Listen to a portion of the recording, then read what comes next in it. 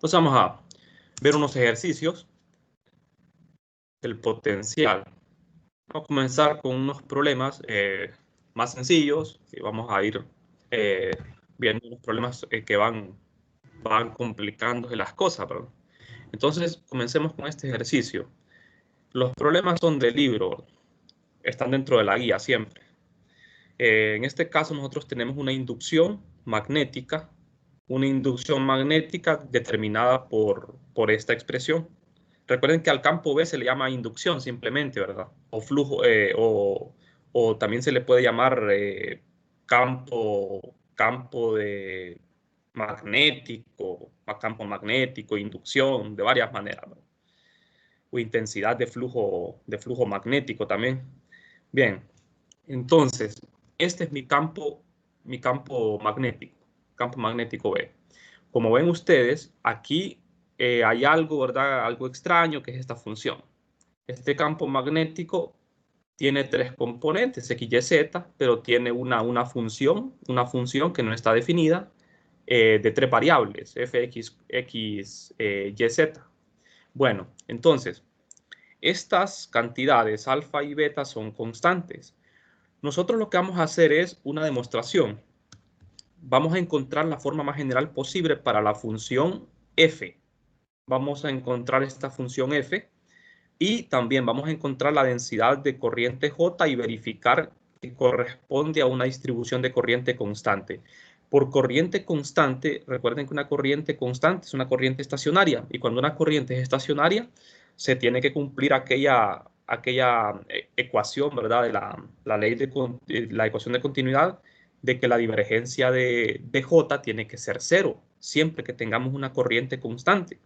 Entonces, partiendo de eso, nosotros vamos a hacer esa demostración. Bueno, entonces comencemos. Agarramos este campo B. Entonces, para poder encontrar esta función f, lo primero que nosotros vamos a hacer es utilizar la divergencia de B. Vamos a aplicar esta ecuación, que es una ecuación diferencial, y es igual a 0. Entonces vamos a derivar componente por componente. Recuerden, ¿verdad?, que el operador nabla actuando sobre un vector, eso es una divergencia. Entonces derivamos con respecto a X, con respecto a Y y con respecto a Z. Entonces, este vector B está en cartesianas, así que vamos a aplicar la divergencia en cartesianas. Una vez aplicado el operador nabla en cartesianas, tenemos tres términos, ¿verdad? La derivada respecto a X, Y y Z. Pero aquí, la derivada con respecto a Z de esta función no la podemos realizar porque no conocemos la función f. Con respecto a x y y no hay problema, ¿verdad? Con respecto a x, esto da alfa entre y cuadrado. Con respecto a y da beta entre x cuadrado. Bueno, entonces aquí lo que tenemos es una ecuación diferencial. ¿Y cómo la vamos a resolver? Integrando. Entonces aquí hacemos separación de variable. Podemos expresar esto como una derivada total. Escribir diferencial de f entre diferencial de z, lo separamos, luego realizamos la integración. Al hacer la integración aquí en el lado izquierdo, esto simplemente es f, la función f. Mientras que en el lado derecho ustedes ven, al realizar la integral con respecto a z, todo esto es constante. Entonces me queda esto multiplicado por z. Pero como es una integral indefinida, tengo que agregar una constante de integración, y esa constante de integración me va a quedar en términos de las variables x y y. ¿Por qué razón? Porque aquí estamos integrando con respecto a z manteniendo x y y constantes. La integración tiene que depender de estas variables x y y. ¿De acuerdo? Entonces, el problema aquí es cómo encontrar esta constante de integración g de x, y. Le ponemos g, ¿verdad? Por no ponerle otro nombre, ¿verdad? Podemos poner lo que sea, con tal que dependa de x y y. Entonces esta es la función, la forma general. Esta es la forma general de la función. Así quedaría expresada. Entonces, vamos a ver. Ahora, tenemos esta ecuación que es la ley de Ampère en la forma diferencial. Yo conozco el campo B. Puedo derivar B para obtener lo que es la densidad de corriente J. Entonces vamos a hacer eso. Hacemos el rotacional de B. Hacemos el rotor de B. Lo hacemos en coordenadas cartesianas. Y acá tenemos que ir reemplazando las componentes del vector B. El vector B tiene 3 componentes, ¿verdad? X, Y, Z. Lo que sucede aquí es que, por ejemplo, algunas van a ser 0 porque la componente Y con respecto a Z, la componente Y no depende de Z, por eso es 0. La componente X no depende de Z, por eso es 0. De manera que solo me queda el resto. Y una vez haciendo esas derivaciones, tenemos esto. Esto lo pueden hacer ustedes ahí en su casa, ¿verdad? En sus notas pueden hacer estas derivaciones para comprobar que esto esté correcto. Entonces, después de hacer estas derivaciones, tenemos esto. Y lo que tenemos que hacer es simplificarlo, ¿de acuerdo? Después de aplicar el rotacional en cartesianas. Una vez que tengamos esto ordenado, más simplificado, lo agrupamos, ¿verdad? X, Y y Z. Tenemos 3 componentes, como ustedes ven. Lo que sucede acá, que cuando yo realicé la derivación, yo sustituí, ¿verdad? La componente Z del vector B es la constante de integración, ¿verdad? G de X, ahí aparece la constante G de X, Y. Por eso es que ustedes ven que aquí en las derivadas aparece esa constante de integración G de X, Y. ¿De acuerdo? Porque nosotros aquí estamos usando esta función, ¿no? Esta función f la hemos sustituido aquí en el vector original b. Después de sustituir esa función f, ahí tenemos que ir arrastrando la constante g, por eso aparece. Bueno, entonces nos quedaría así el resultado. Ahora bien, de la ecuación de continuidad, que es esto, la derivada de j más la parcial de la densidad con respecto al tiempo es 0. Cuando la corriente es estacionaria o constante, sabemos de que la derivada de ρ con respecto al tiempo tiene que ser 0. En otras palabras, la divergencia de J es 0 cuando la corriente es estacionaria. Entonces, como esto se tiene que cumplir, me lo dice el problema, ¿verdad? Que la corriente tiene que ser estacionaria. Entonces venimos nosotros, hacemos lo siguiente. Le aplicamos la divergencia al rotacional de B. Y como el rotacional de B es J, entonces ahí tengo esto. ¿De acuerdo? O sea, me voy atrás, vamos a ver. Esta es la ley de Ampère. Si yo le aplico la divergencia a ambos lados, en el lado derecho tengo la divergencia de J, que tiene que ser 0. Y la divergencia de esto es 0. ¿Por qué es 0? Por identidad vectorial, ¿verdad? La divergencia de un rotor tiene que ser 0. Entonces, le aplicamos la divergencia a esto y esto es 0 por identidad vectorial. Entonces, como yo ya tengo el resultado del rotor de B, que es todo esto, a ese rotor le aplico la divergencia en coordenadas cartesianas, parcial con respecto a X, con respecto a Y, con respecto a Z. ¿De acuerdo? Aquí estamos bien, ¿verdad? Entonces, lo que hicimos fue aplicar la divergencia a esto. Esos cálculos ustedes los pueden hacer, los pueden desarrollar por completo. Entonces, aquí lo que resta es simplificar, derivar esto y simplificar. Después de derivar esto, por ejemplo, con respecto a X, ustedes ven que este término es 0, este es 0, aquí con respecto a Y, este término es 0, aquí no es 0, ¿verdad? Ni este sería 0 porque G depende de X y Y, entonces aquí me quedaría la parcial con respecto a X y con respecto a Y de G, y aquí me quedaría la parcial con respecto a Y y con respecto a X de G, porque G depende de X y Y. Este sí es 0 y este con respecto a este sería 0.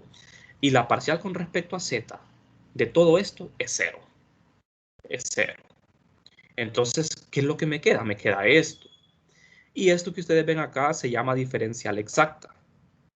Es una ecuación diferencial exacta. Tiene la forma de una diferencial exacta. Entonces, ustedes ven que aquí aparecen dos derivadas parciales con respecto a X y con respecto a Y de G. Y aquí también de G. Pero ustedes ven que lo que cambia es el orden. Aquí primero se deriva respecto a X y acá primero respecto a Y. Y ese orden no importa.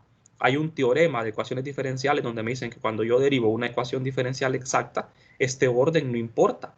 No importa si usted deriva primero en X o primero en Y. Entonces, ¿qué significa? Que esto es igual a esto y por lo tanto esto se hace cero. Al ser igual, esto se hace cero. Entonces hemos demostrado de que para corrientes constantes la divergencia de J es cero. ¿De acuerdo? Si la corriente es constante, se cumple de que la divergencia de esto es cero, como tenía que ser. ¿De acuerdo? No sé si tienen alguna pregunta.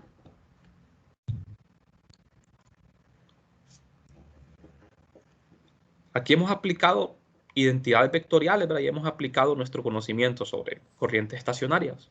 Eso es todo. Y hemos derivado. Aquí no hemos, como ven ustedes, aquí no, en este problema no tuvimos que hacer cálculos de potencial vectorial.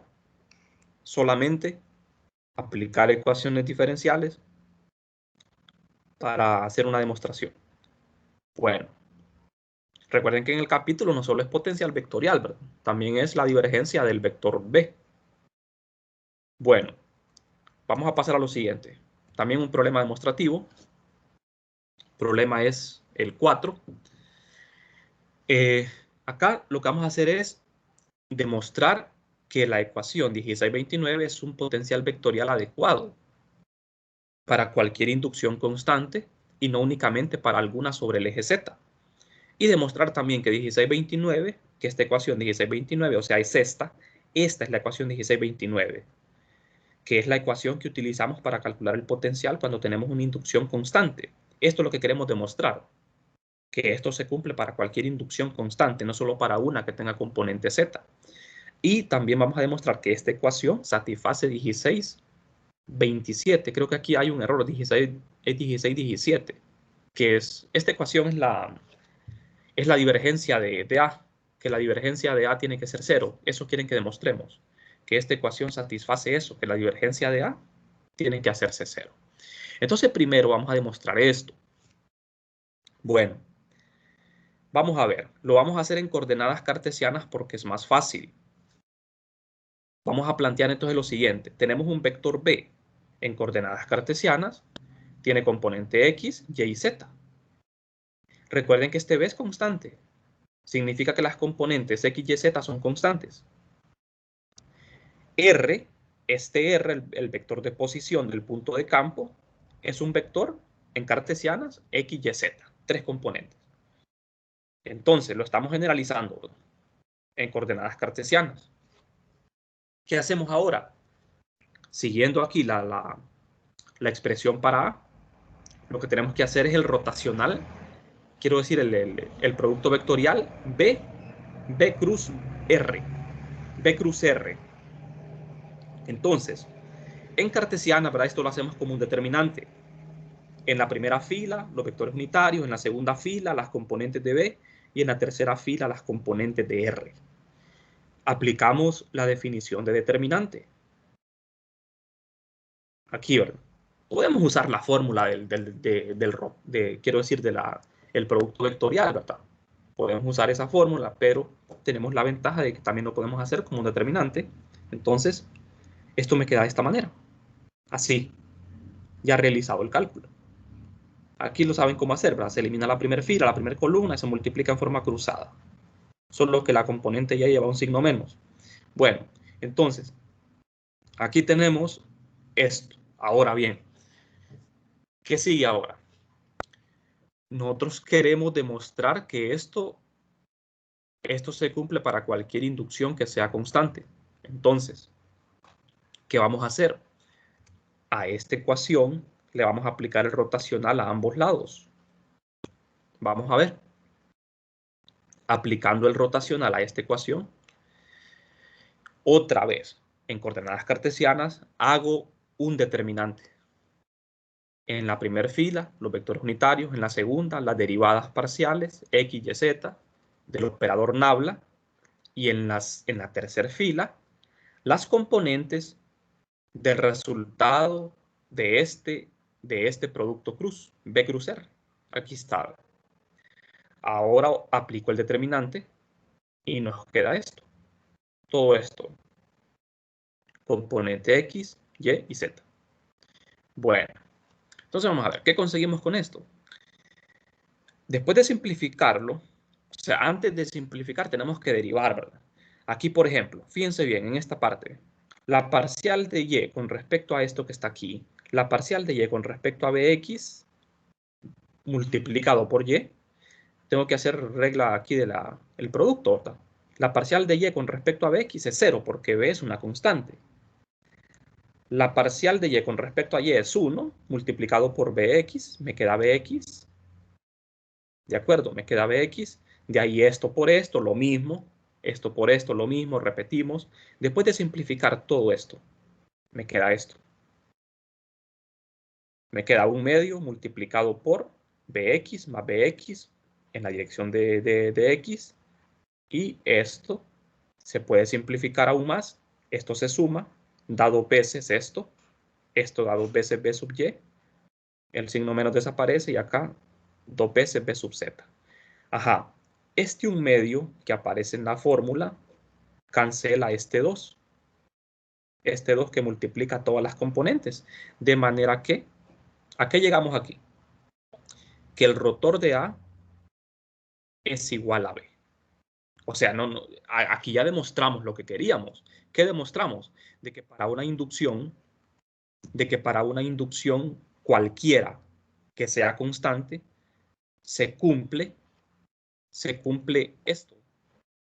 B es igual al rotor de A. B es igual al rotor de A. Siempre que una inducción sea constante. O sea, si nosotros expresamos A de esta forma, llegamos a esto. Esta expresión es general, es válida para cualquier caso. La que no es válida siempre es esta. Esta solo es válida cuando B sea constante. Entonces quedó demostrado de que para cualquier inducción constante se cumple esto. ¿De acuerdo? Bueno, y por último me piden hacer una demostración que esta ecuación satisface la divergencia de A. La divergencia de A tiene que ser 0. Vamos a ver si es cierto entonces. La divergencia de A es 0. ¿Qué tenemos que hacer acá? Aplicarle la divergencia al vector A que habíamos obtenido a este B. Aplicar la divergencia a esto, el operador nabla. ¿Y qué nos da? Nos da 0. ¿Por qué? La derivada parcial de x con respecto a esto es 0. ¿Por qué? Porque b sub y es una constante z. O sea, estamos derivando con respecto a x, todo esto es 0. Derivamos con respecto a y, todo esto es 0 porque no depende de y. Y con respecto a z, aquí falta un menos, ¿verdad? Es 0 porque esto no depende de z. Así que esto fue fácil. La divergencia de A es 0 como tiene que ser. Recuerden, las dos ecuaciones fuente de A son estas dobles. El rotor de A es igual a B y la divergencia de A es 0. Entonces, también se cumple para una inducción cualquiera que sea constante de que la divergencia de A es 0. Hemos demostrado esas dos cosas. Entonces recuerden, estas dos son las ecuaciones fuente de A, que siempre se tienen que cumplir. Rotacional de A y divergencia de A. Aquí lo tenemos. Bueno, no sé si hay alguna pregunta. Si no hay preguntas, voy a continuar. Bueno, pasemos al siguiente ejercicio. Este problema está dentro de los problemas especiales, ¿no? Es un problema que tiene un grado de complejidad un poco mayor. Aquí sí vamos a tener que hacer cálculo ya del potencial vectorial. En el problema tenemos lo siguiente. Tenemos un alambre que se enrolla formando una hélice con un ángulo de inclinación alfa sobre la superficie de un cilindro de radio A. Este es como un solenoide, solo que es un solenoide no ideal. Es no ideal porque las vueltas tienen un ángulo de inclinación, de modo que se forman n vueltas completas. Si el alambre conduce una corriente I, demostrar que la componente axial del potencial vectorial producido en el centro de la hélice es esto. Esto solo es la componente axial. ¿A qué se refiere eso de axial? A la componente Z. O sea, en el centro de la hélice, la inducción va a tener tres componentes, X, Y, Z. Pero la componente axial solo es la Z. Entonces, como el problema es muy difícil de resolverlo, Solo me están pidiendo la componente Z, que es la más fácil de calcular. ¿De acuerdo? Entonces yo solo voy a encontrar, cuando yo planteo el problema, solo voy a integrar para Z. La X y Y no la voy a hacer. No significa que sean 0, sino que no la voy a hacer. Entonces, esta solo es la componente Z. Como ustedes ven, es una expresión bastante larga, porque el problema es un solenoide no ideal, ¿verdad? Es un problema bastante difícil de resolver. Entonces, vamos a demostrar que este valor es el mismo que aquel producido por una corriente I en un alambre de la misma longitud del cilindro en dirección paralela al eje Y y sobre la superficie exterior del cilindro. Mostrar por qué tiene que ser así. Esto es una demostración aparte. Bueno, lo importante es llegar a esto. Esto es lo que queremos aquí con el problema. Demostrar esto. Entonces, lo que tenemos es una hélice. Ahora bien, un detalle importante sobre este ejercicio es que no podemos hacer uso de los métodos de flujo y del rotacional de A para poder encontrar ese potencial. Recuerden que este es un potencial vectorial. La componente Z del potencial vectorial es lo que voy a calcular yo. Pero este potencial solo lo puedo calcular con la forma directa, o sea, con la integral. Este es un caso en el cual solo puedo hacer uso de la integral. No podemos hacer uso de otro método porque no existe simetría. ¿De acuerdo? No existe simetría para poder hacerlo. Entonces, tenemos un cilindro que tiene n vueltas completas, enrolladas en torno a su superficie. Aquí tenemos un pequeño segmento de esas vueltas. A propósito, una de esas vueltas yo la pongo en el plano XY, de manera que en el eje X positivo, aquí comienza el enrollado, formando un ángulo alfa con respecto al plano XY, así como lo dice el problema, ¿verdad? Que hay un ángulo alfa de inclinación entre las vueltas. Entonces aquí tenemos el ángulo alfa. El alambre conduce a una corriente I, que es constante. ¿De acuerdo? Es constante. Entonces, el potencial vectorial que yo quiero calcular es en el centro de la hélice, en el centro, aquí en el origen. Eso todavía me facilita un poco más las cosas, ¿verdad? El hecho de que sea aquí en el centro. Entonces, ¿cómo vamos a plantear el problema? Sabemos de que tenemos que usar la integral directa. Entonces, para eso necesitamos los vectores de posición. Un vector de posición que localiza el punto de campo y otro vector de posición que localiza la fuente. El vector de punto de campo está en el origen, por lo tanto es 0. Y el vector que localiza un punto de la fuente tiene que estar sobre la corriente. ¿De acuerdo? Entonces, este R' localiza un elemento de corriente. En coordenadas cilíndricas, este puntito que ustedes ven aquí tendría coordenadas ρ'Φ', Z'. Bueno, entonces, el potencial solamente lo podemos encontrar de la forma directa. No hay otra forma. Los vectores de posición R serían 0 y R' tendría componente ρ y Z. Esta es la forma general de escribir un vector en coordenadas cilíndricas. No tiene componente φ. La φ está incluida en ρ, ¿verdad? Porque ρ es esto. ρ depende de φ. Entonces tenemos nosotros que hacer ese cambio. Tenemos que sustituir este ρ unitario en componentes cartesianas. De manera que el R' me queda así. Componente X, Y y Z. El vector R es 0 porque está en el origen. Ahí el origen es el punto de campo. El punto donde voy a calcular el potencial vectorial. Necesitamos también el elemento de corriente I de ds, ¿verdad? I de ds. Recuerden que este ds, este elemento de ds, va a quedar inclinado porque tiene que ir en la dirección de I. De manera que el DDS me va a quedar con componente en Z y en y en phi, ¿verdad? Va a tener componente z phi. Bueno, entonces, aquí nosotros hacemos lo siguiente.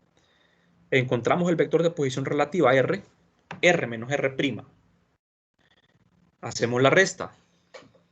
R es 0. Lo resto menos R', que es todo esto. Así. Ahora bien, ustedes ven aquí que aparece algo aquí extraño, ¿verdad? La componente Z' aparece A por phi' por tangente de alfa. Aquí lo que hicimos fue hacer un poco de trigonometría. Fíjense bien. Cuando yo realice la integración para encontrar el potencial, este integral es simple, es de una sola variable. Entonces no puedo tener tres variables, ¿verdad? No puedo integrar en ρ, phi y z. Tengo que integrar en una sola variable. Entonces para eso necesito expresar unas variables en términos de otras. Por ejemplo, esta z' no la puedo dejar así. La tengo que expresar en función de phi, porque la integral que yo voy a hacer es en términos de phi, en una sola variable. Entonces para eso fíjense bien. Yo tengo el plano XY. Aquí aparece una sección de la vuelta de la hélice. Está inclinado a un ángulo alfa. Entonces, este puntito tiene coordenadas ρ, phi y z. Está a una altura z. Aquí nosotros tenemos esto que está en verde. Esto que está en verde es un sector, longitud de arco, quiero decir. Es una longitud de arco S. Esa longitud de arco se define como el radio por el ángulo. A, que es el radio de este círculo, multiplicado por phi', que es el ángulo. Este es el longitud de arco. Entonces, aquí ustedes ven, podemos aproximar esto, si lo vemos de frente, a un triángulo rectángulo. Entonces nosotros, como conocemos alfa, el problema me dice que alfa ya está conocido. Y el ángulo es arbitrario. Z es arbitrario, el ángulo es arbitrario, pero alfa es conocido. Entonces, yo puedo relacionar esto con la tangente. La tangente de alfa es Z entre longitud de arco. Pero longitud de arco es A por phi. De manera que de aquí, de esta relación, yo puedo despejar para Z. Z en términos del ángulo alfa y en términos de phi'. O sea, me quedaría Z en términos de la coordenada phi. Por eso es que, ustedes ven, fue lo que hicimos. Tangente de alfa es Z entre esto. Entonces despejo para Z. Me queda A por phi', tangente de alfa. Tangente de alfa es una constante. A es una constante. Lo que es variable es phi'. De manera que aquí tengo Z en términos de phi'. El d de Z, ¿quién sería el d de Z? Sería A por d de phi' por tangente de alfa. Voy a retroceder. Entonces, aquí hicimos ese cambio, ¿verdad? Sustituimos esta Z, por A phi' tangente de alfa. De manera que ya tenemos el vector R.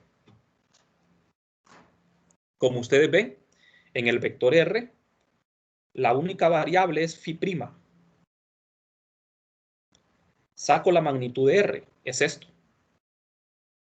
Simplificando la magnitud de R, coseno cuadrado más seno cuadrado es 1, se me simplifica, me queda A por 1 más phi cuadrado por tangente cuadrado de alfa a la 1 medio.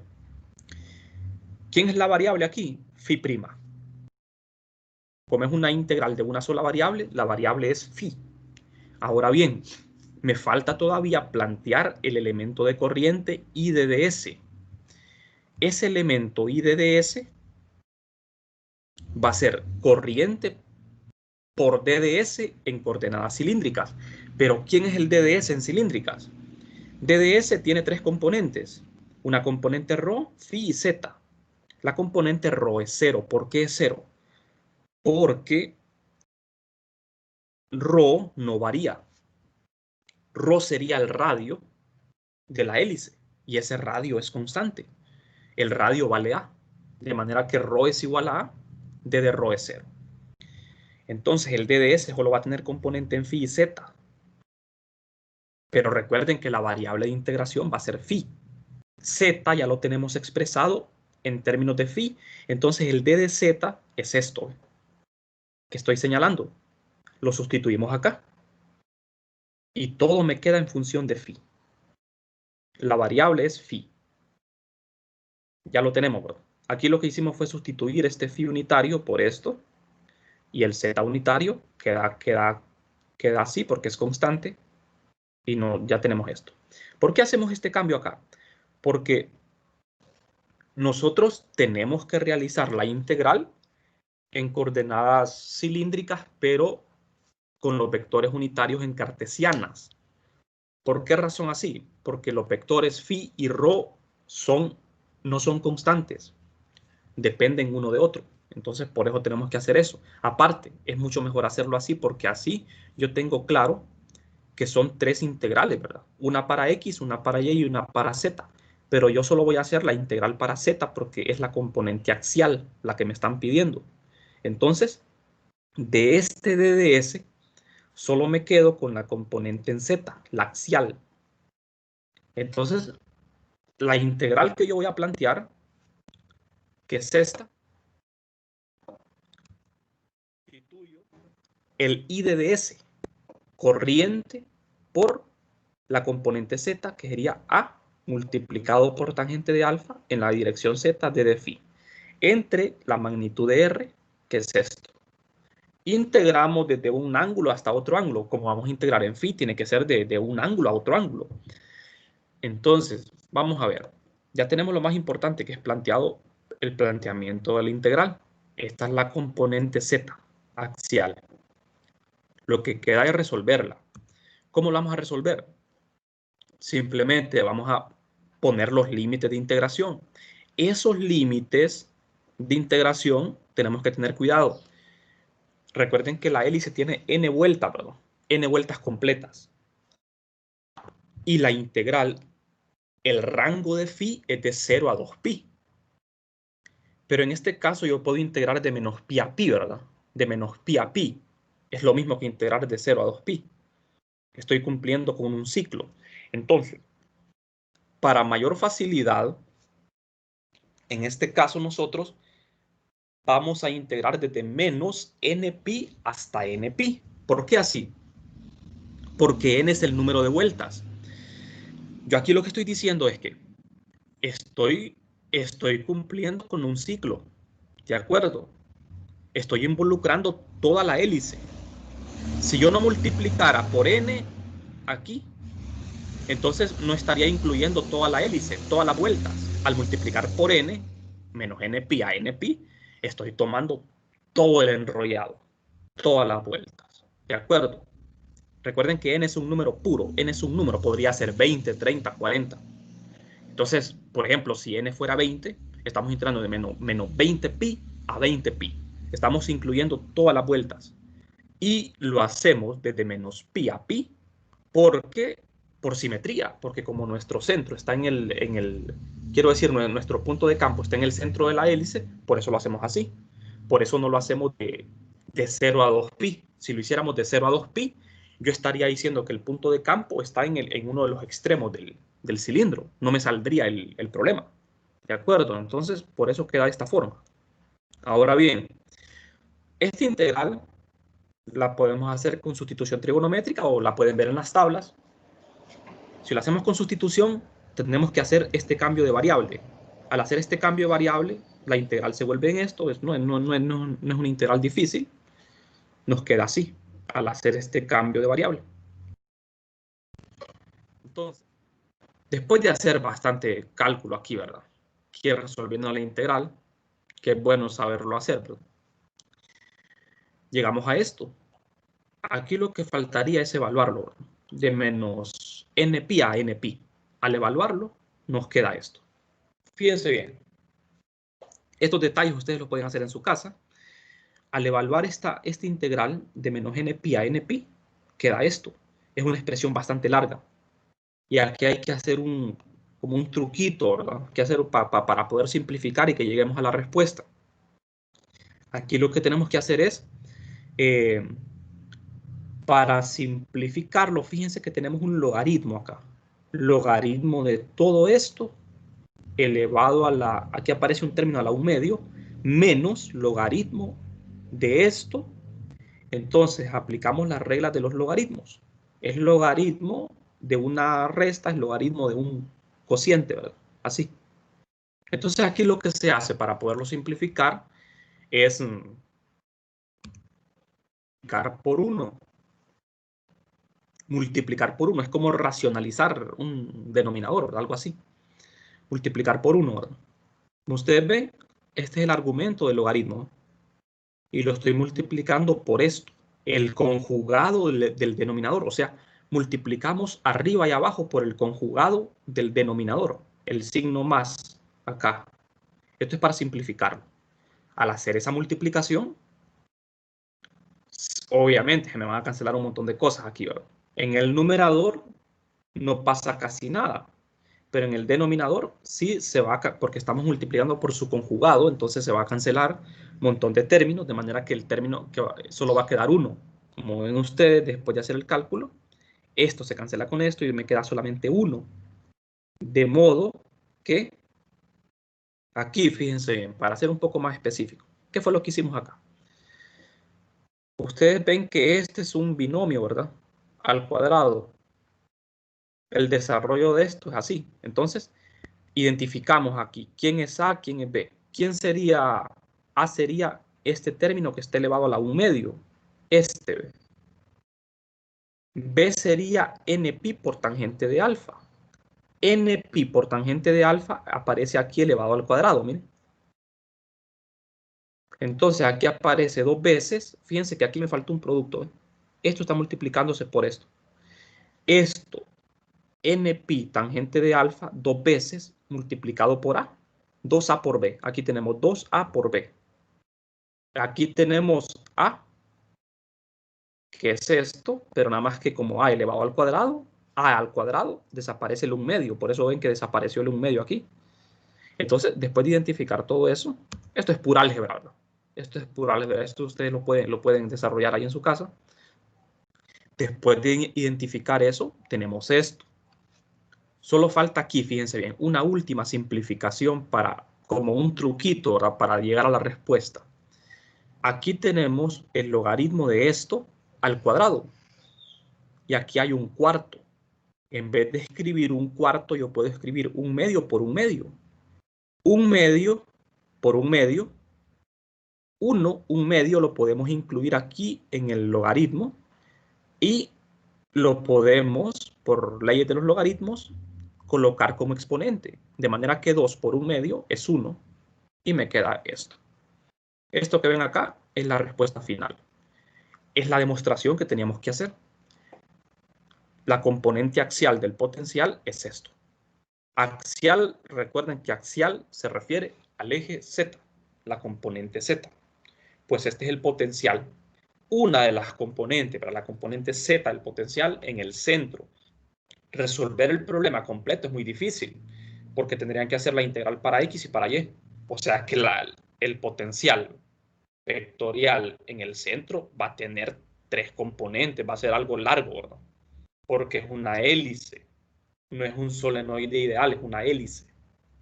Bueno, entonces este es un ejemplo de que ustedes ven en el cual solo podemos calcular potencial por medio de integración directa. No podemos hacerlo mediante otro método porque no tenemos simetría. ¿De acuerdo? Aquí no podemos usar flujo ni la derivada parcial de A. Entonces, este es el único camino, ¿verdad? Bueno. Una pregunta. Ajá. Con este potencial no se puede sacar B, ¿verdad? Con el rotacional de A. Con este potencial, Ajá, no se puede sacar B. No. No, porque para obtener B, usted ocuparía todo el potencial. Usted ocuparía tener las 3 componentes del potencial. Recuerden que esta solo es la componente Z del potencial vector. El potencial vector aquí no está completo. Le faltan las 2 componentes X y Y. Si usted lo tuviese todo, X, Y, Z, ahí sí, usted deriva para obtener el campo magnético en el centro. Ahí sí lo podría hacer, pero solo con esto no. Solo con esto no, porque no está completo. Sí, por esa razón. Bueno, no sé si tienen alguna otra duda.